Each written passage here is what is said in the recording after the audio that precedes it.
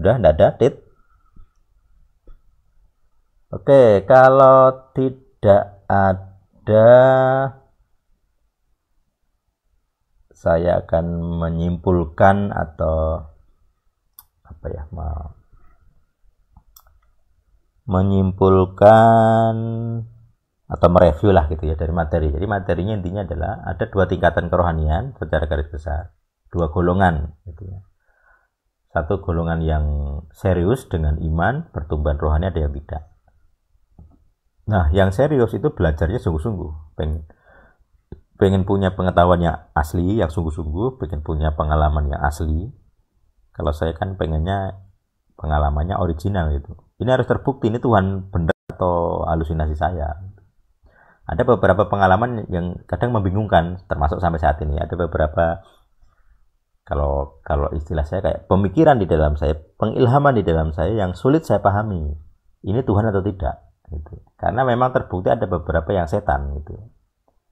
Kayak dulu saya mau kecelakaan, itu kayak ada yang mendorong, ayo pergi. Ternyata saya kecelakaan. Jadi kalau saya nggak pergi, saya nggak kecelakaan. Itu pernah saya alami. Jadi saya beranggapan wah itu setan, gitu. Setan yang berbicara. Tapi makanya saya perlu membedakan ini suara Tuhan atau suara setan. Makanya itu salah satu goal atau tujuan dari para pengantin gitu. Dia harus tahu, bisa bedakan ini suara setan atau Tuhan. Kalau Adam dan Hawa bisa membedakan suara Tuhan atau setan di dalam ular, mereka saya rasa tidak akan mau makan buah. Wah, ini setan ini. Walaupun indah kelihatannya kata-katanya, tapi ini setan ini. Nah, gitu. Jadi itu prinsip pentingnya. Jadi secara pengalaman kita harus punya membedakan roh, itu ada karunianya, tapi juga itu sesuatu yang bisa dipelajari. Ada pola-pola tertentu yang bisa kita pelajari. Jadi bukan murni karunia. Gitu. Ada beberapa poin bisa kita pelajari. Nah, ya semoga kita bisa menjadi para pengantin, karena visi El Sadik sebenarnya membangun atau memuridkan para pengantin gitu, bukan para tamu. Jadi kalau orang-orang tidak mau mengejar kebenaran sungguh-sungguh, karena dulu saya ayatnya Matius 6:33, maka bagi saya ya sudah, dilayani di tempat lain saja, bertumbuh di tempat lain saja, karena di El Sadik ini pertumbuhannya esensial, harus ada esensinya. Kalau tidak esensial ya saya tidak bisa nerima gitu. Jadi kalau hanya yang remeh-remeh itu bagi saya nggak penting gitu ya. Maka saya hanya membahas hal-hal penting. Nah, ini yang mungkin akan menjadi keberatan dari banyak orang ketika dalam pertumbuhan rohani. Yang keberatan ya golongan para tamu gitu. Sejauh ini saya lihat orang-orang yang golongan pengantin itu tidak keberatan gitu. Jadi kayak ada pemisahan. Jadi sabda Tuhan seperti pedang roh memisahkan jiwa dan roh, jadi dua. Juga memisahkan orang-orang gitu. Ada orang-orang yang awalnya kelihatannya pengantin, serius belajar, begitu ngerti El Sadik secara total, keluar. Ada banyak seperti itu. Ternyata kebenaran yang mereka harapkan tidak seperti yang saya sampaikan gitu. Ternyata mereka salah duga lah gitu. Jadi mereka keluar. Nah, mereka ini ya golongan para tamu gitu. Makanya saya sering bahas DNA roh itu begitu. DNA-nya di El Sadik ini berarti DNA pengantin, orang-orang yang haus gitu. Haus kebenaran. Kalau enggak berarti ya sudah, memang bukan rumahnya, bukan golongannya. Bagi saya sendiri itu beban mental, sakit hati intinya begitu.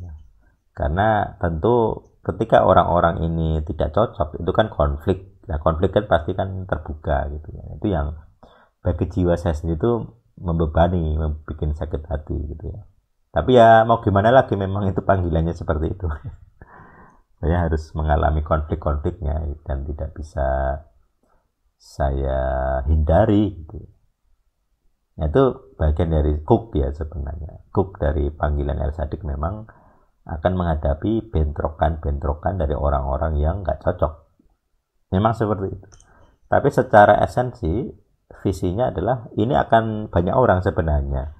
Walaupun nanti di tahapan filter yang katakanlah para pengantin gitu, tapi nanti tetap ada golongan para tamu di El Sadik ini.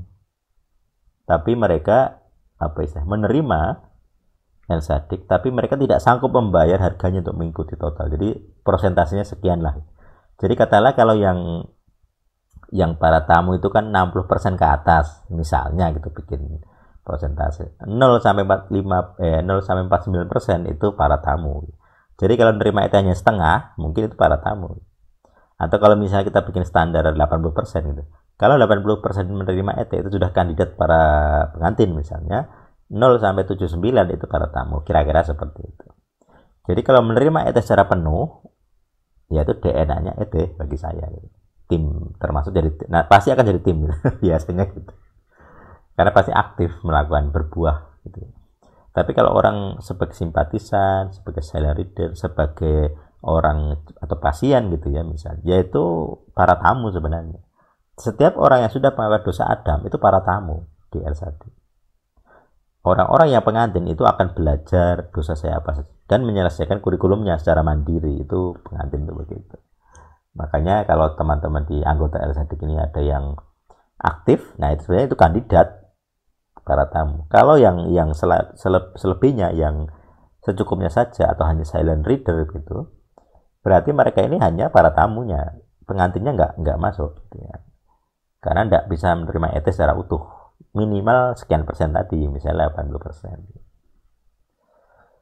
Ya begitu dari materi reviewnya. Oke, saya akan mengucapkan berkat, termasuk berkat Kohanim gitu ya.